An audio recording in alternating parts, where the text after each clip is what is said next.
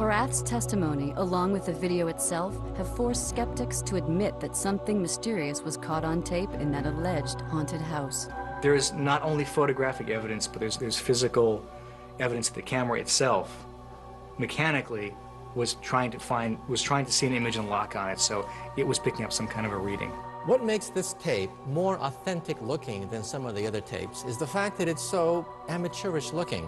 Obviously, these are not professional actors. Obviously, we're not talking about professional cinematography, and it does look as if something is jumping out at you. As for Horath herself, she believes she was definitely face to face with a ghost. There's a misconception that most people have about ghosts or spirits, and that is the fact that all ghosts look like people. Actually, mists are far more common for people to see than something that looks like a person. That's a paranormal apparition. I believe it was indeed a spirit or a form of it that particular spirit took on that particular day.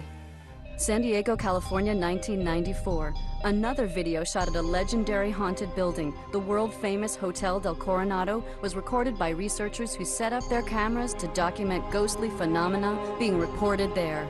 In the seldom-shown footage, you see a door close by itself, then open. Is this a ghost at play? Though intriguing, Tim McHugh doesn't think the video proves it. The fact that you can't see the bottom of the door in frame leads me to believe that it could easily have been created by putting something, a rod on the bottom of the door, opening and closing it. This would be a lot more credible footage if you could see the entire door, top to bottom. Investigation of the pixels of the image reveals what could be a shadow, an optical illusion, or what might be a suspicious device pushing the door open. But what about this footage, shot in the same room, of an armoire door flying open? A ghost? Or did some kind of hidden spring force it open? The door might have been secretly pushed from inside. How can we really know for sure what we're seeing? Especially when footage originates at places of business or tourist attractions. I've never heard of physical things happening at the Dell. It's always been seeing a ghost, hearing voices, or some more perceptual things. The fact that these things are caught on tape means that there is a physical component, typically, or a psychic projection component, whether it is from a ghost or from a person. But there is a physical effect on tape so that there is genuinely something really happening here, something worthy of investigation. It's easy to manipulate something in front of an untrained eye. Unfortunately, the old line is the bigger the lie, the more that buy. There have been many well-known hoaxes perpetrated on the public. And the best case, of course, was the book and motion picture, The Amityville Horror. Even though it was exposed in major newspapers across the country, most people today still believe it was a real case. Just like the excitement now being generated by the recently released Hampton Court ghost footage, print and television journalists around the world became enthralled in 1998 with this previous ghost video supposedly showing a spirit appearing outside a British museum.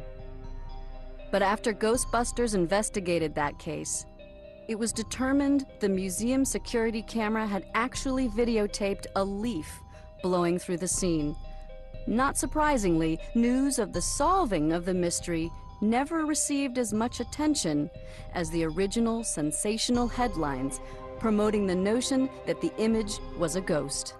Yet with more and more people and institutions armed with video cameras and other state-of-the-art imaging tools, it's likely that we will continue to see more and more reports of mystifying and largely unexplainable ghost videos like those coming from palace security staff, courthouse surveillance cameras, auto wrecking yards, emergency workers, frightened homeowners, town residents, dedicated ghost hunters, clergymen, scientists, professional videographers, and even highly objective college professors.